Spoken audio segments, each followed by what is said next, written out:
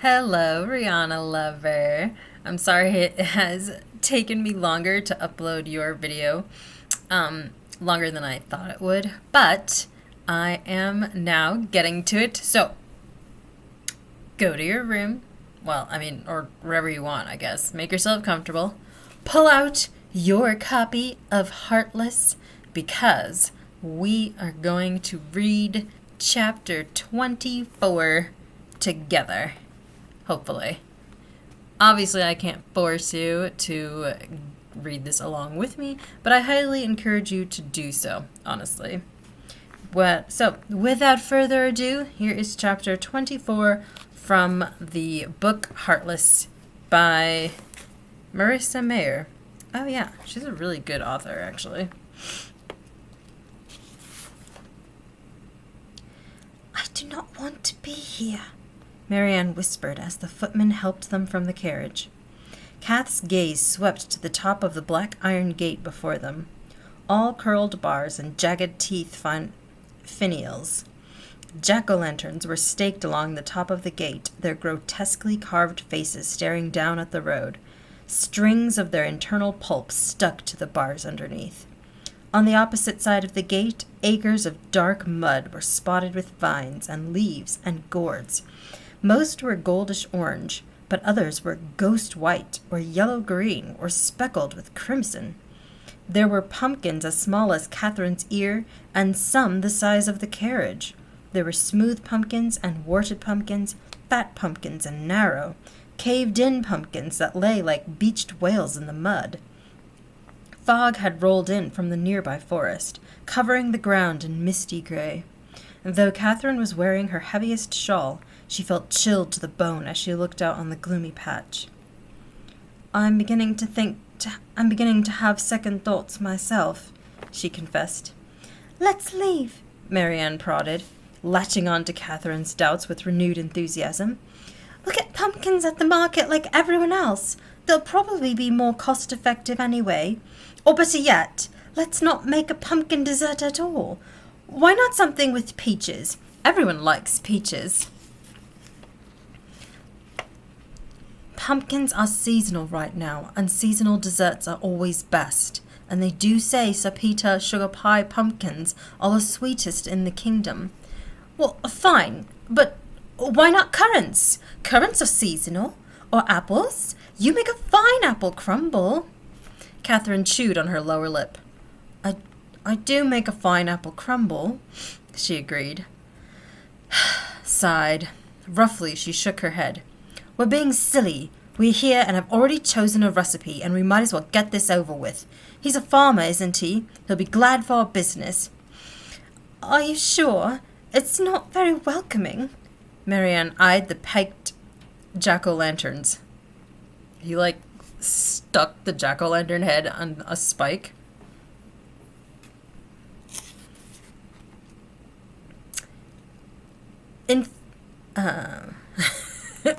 I agree with Marianne's assessment right here. In fact, he could use a business advisor. Too bad your expertise is already spoken for. Come on, we'll be in and out in the flutter of a hummingbird's wing. Kath inched closer to the gate. She could see a small cottage situated to the north of the patch, with a curl of smoke coming out of the chimney and firelight flickering through the windows. They seemed to be home. The gate squeaked on its reluctant hinges as she pushed it open. Oh, fine, Marianne muttered. Wait one moment while I grab my bonnet. She rushed back to the carriage. Knotting her hands together, Catherine stepped onto the path that bordered the pumpkin patch. She inhaled the smell of fresh-churned dirt and growing things, but beneath the freshness was also something akin to mold and rot. She grimaced. It was impossible to imagine anything pleasant coming from this land, but the rumors about Peter's famed pumpkins were unmistakable. Great baking began with exceptional ingredients, and she needed to win this contest. Side note, that is 100% true. If you want to bake something and you want it to taste and come out amazing, you cannot skimp and get cheap ingredients. I know the incredible ingredients are expensive, but they are worth it. The better your ingredients, the better your outcome. So, she's actually right. I feel like we're trespassing, Marianne said, shutting the gate behind them. Kath turned, about to agree, but stopped short. Marianne's bonnet was one she had never seen before. It was simple, but beautiful, made of crisp, blue-dyed muslin that matched Marianne's eyes, and it was tied with a sunflower yellow ribbon. You have a new bonnet? Oh yes, I bought it yesterday, at Hatter's Marvelous Millinery. Marianne looped the ribbons into a bow. Kath's eyes widened. You didn't, she said, trying to imagine Marianne browsing through the shop where she drank tea and stood on the table and cowered from a monster attack. What? Said Marianne, grinning cheekily. I simply had to see it after you told me about the tea party. Besides, it's hardly your secret to keep. All the town's gossip has been about the extraordinary new hat shop. Now there's a man who knows how to market to his customers. What do you think? It's lovely, Kath answered.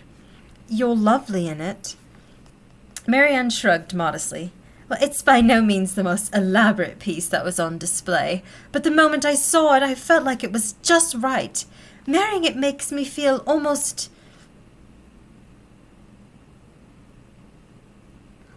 She hesitated a long moment. Too long. What? Catherine prodded. Marianne looked away. Whimsical, she murmured. It took Catherine a moment to realize her friend was blushing. Marianne never blushed. Whimsical, Kath repeated. It's silly, I know, but you're always dreaming of roses and lemon trees, and the Marquis has such a grand imagination when it comes to the stories he tells, and even Cheshire is passionate over tuna and cream, whereas to me, life is all numbers and logic, profits and loss, practical and safe. I thought it might be nice to just let myself dream. For once. She fidgeted with the yellow ribbon. With this hat, it seems possible. Why, her eyes brightened. This morning I even had a fantasy that I'd single-handedly balanced the budget for the royal treasury, and all of the hearts saw me as a hero. Catherine shook her head, baffled. Had some villain knocked the budgie off balance? Oh, never mind that. It was the hero part that was important. All my life, I never dreamed I could be anything but a maid. Just plain old me. Oh, Marianne. Kath pulled her into an embrace. I never knew you felt that way. I would share all my dreams with you if I could. I know, Kath, and you do. You're the most important dream with me. Our dream. Kath smiled. Yes, this is the beginning of it. These pumpkins, this baking contest, and these 20 gold crowns. Of course, I'll need my brilliant business partner to tell me what to do with those crowns once we have them. I'm sure to make horrible decisions if left to my own devices. You would, said Marianne, without apology. But have no fear, the bonnet doesn't seem to affect my head for basic mathematics. Well, good. Let's go find the best pumpkins in this patch, shall we? They picked their way towards the cottage, their boots squishing into the ankle-deep mud. To their right, they passed a picket fence, or what had once been a picket fence, though now it looked more like a series of uneven, half-rotted wooden boards with crackled, peeling paint. It surrounded a smaller patch, set off from the farm's main acreage, bearing signs of recent destruction and still smelling of smoke. Charred vines piled on top of one another, blackened stumps that may have been pumpkins, blistered paint where flame had touched the fence boards. This corner of the patch looked abandoned. The dirt patch turned to loose gravel and weeds as they approached the cottage. Their footsteps crunched in the eerie quiet. Kath plastered on a friendly smile and knocked on the door. They waited. Their shoulders pressed together for warmth, but the only noise inside was the pop and crackle of a lonely fireplace. Catherine knocked again, harder, but was met with more silence. After a third knock, she began to wonder if Peter and his wife weren't home after all. She took a step back and searched the windows, but they were hung with a mesh of pumpkin vines. "I suppose they're not at home," Marianne said, sagging with relief. Catherine scanned the patch. The pumpkins were like baubles disappearing into the fog. She had half a mind to grab a few and run. "Do you hear that?" Marianne said. Catherine cocked her head and listened. A faint noise. A sawing. She thought, the back and forth grate of teeth ripping through wood. "Let's go see." She ducked away from the cottage door. Must we?" Marianne whined. But she followed Kath anyhow, through a tangle of vines that had overgrown their row, and crossed over the mud-squelching path. Rounding to the back of the cottage, Kath spotted a pair of lanterns flickering off the limbs of the encroaching forest, silhouetting the shells of two enormous pumpkins. They were the biggest pumpkins she had ever seen. Their severed stems were the width of tree trunks, and their orange flesh reached the same height as the cottage's roof. The pumpkin farthest from them had even been carved to look like a building of sorts, with tiny square windows cut from its flesh, and an iron piping sticking out through the ceiling that could have been a chimney. Peter was standing on a rickety ladder against the second pumpkin, pushing a saw back and forth through its shell. He was dressed in filthy overalls and was sweating, every muscle straining as he pushed the saw in and out and in. A watery orange liquid oozed from the cut and dripped down the pumpkin side. Afraid to startle him, Catherine and Marianne waited until he had finished the cut. That's probably a good idea. Side note, life lesson, okay. You probably should not ever startle or come up on somebody very suddenly if they're using a very sharp object, because they might hurt you or themselves. So, remember that, kids. The more you know. Hanging the saw from a hook on the ladder, he pushed at the pumpkin's shell, forcing a tall, thin piece of flesh into the gourd. It left a window, barely wider than Catherine's hand. Inside, she could see the stringy guts and seeds dangling from the pumpkin ceiling. The smell of fresh-cut squash rolled over them. Covering her mouth, Catherine coughed. I think in that case it was to get his attention, though. Ah, yes. Peter turned so fast he nearly slipped off the ladder, but caught himself on a vine that hung down the pumpkin's side. "What are you doing here?" he barked. "Good day, Sir Peter," said Catherine, curtsying. "We're so sorry to bother you, but I was hoping I might be able to purchase one of your famed sugar pie pumpkins. I'm entering the baking contest as tomorrow's Turtles' Day festival, and I have my heart set on making the spiced pumpkin cake." Peter glared at them, and Kath had the horrible vision of him sawing them both into pieces. She shuddered.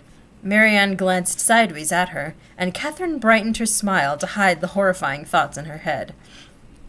Grabbing the saw, Peter scrambled so fast to the ground, Catherine was surprised he didn't send the ladder flopping into the mud. His eyes darted between them with discomforting intensity, a barely restrained madness. Catherine and Marianne both drew startled steps backward.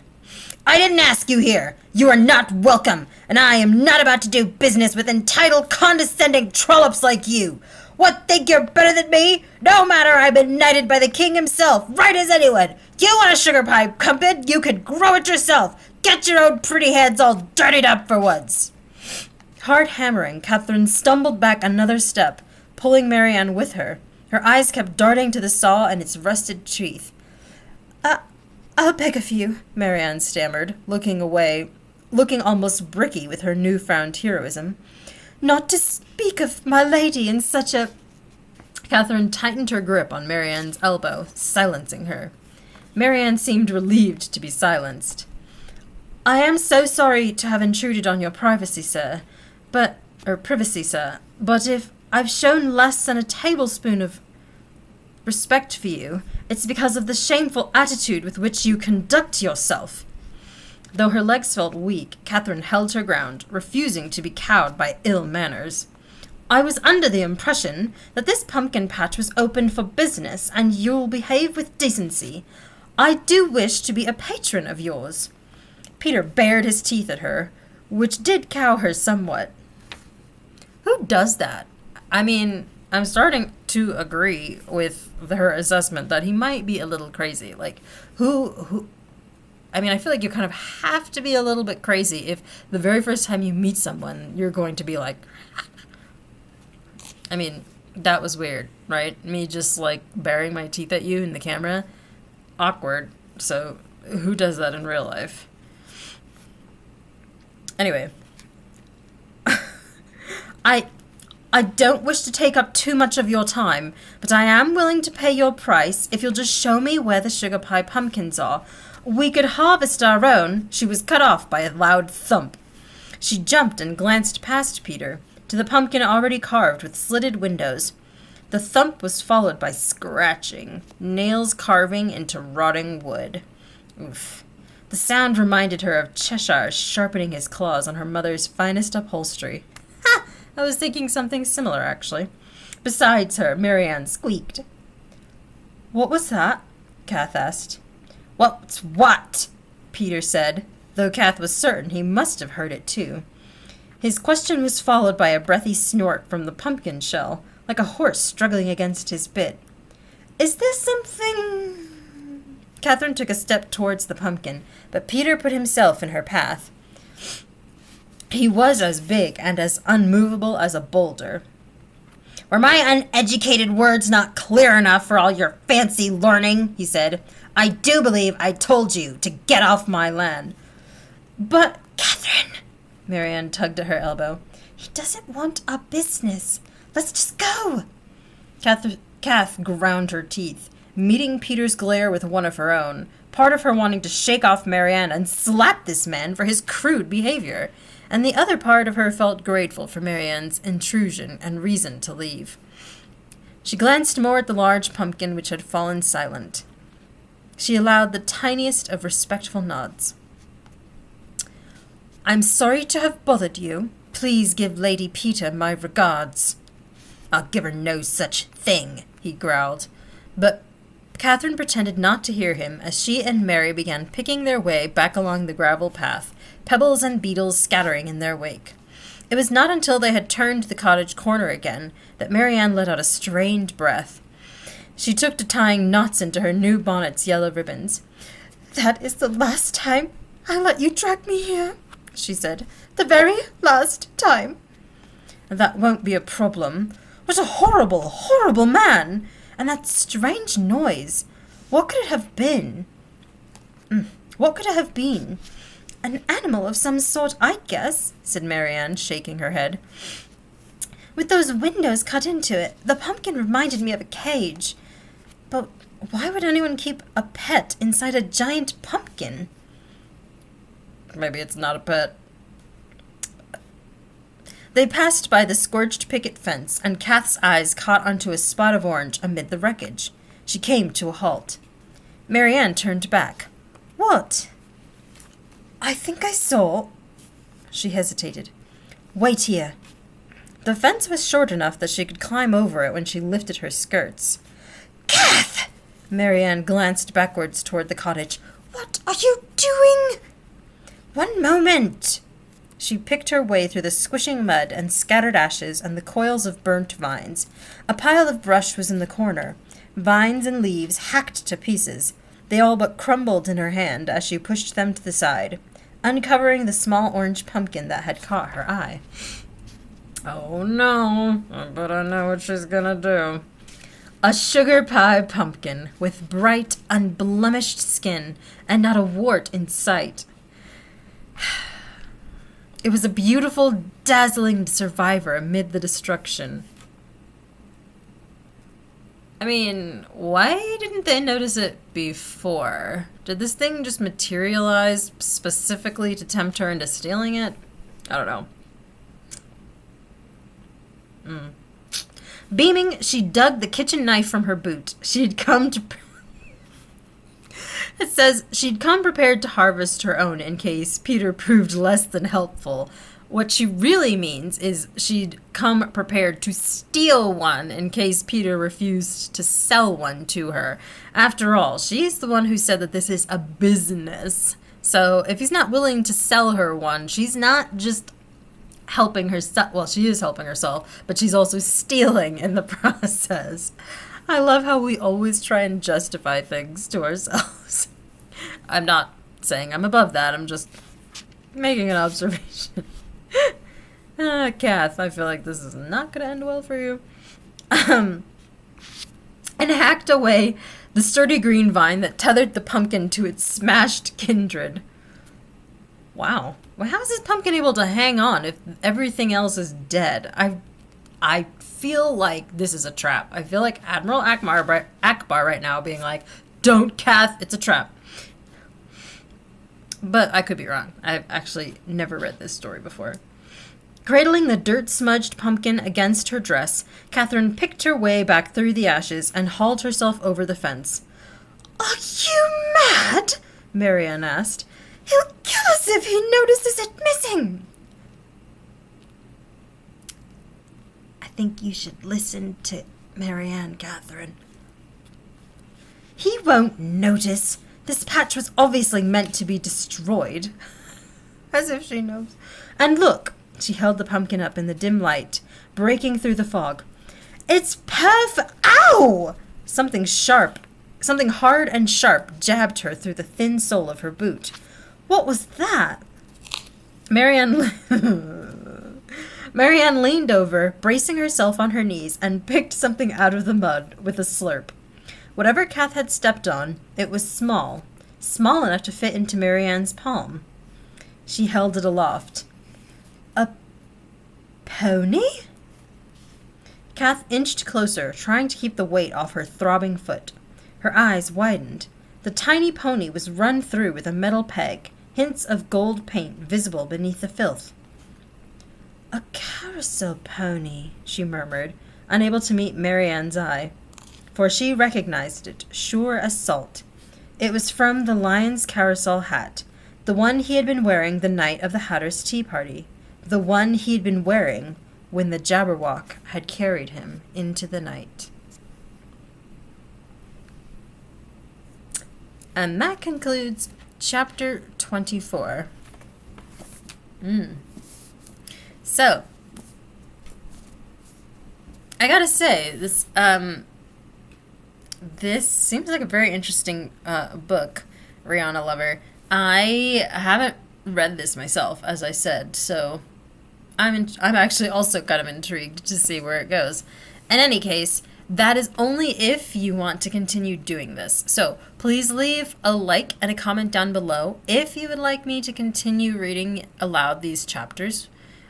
Please let me know. If not, then we don't have to continue this. I'm completely fine either way. This was just to see how it went, how you guys all liked it, if you liked it, if you hated it, if this was boring, if this was awkward.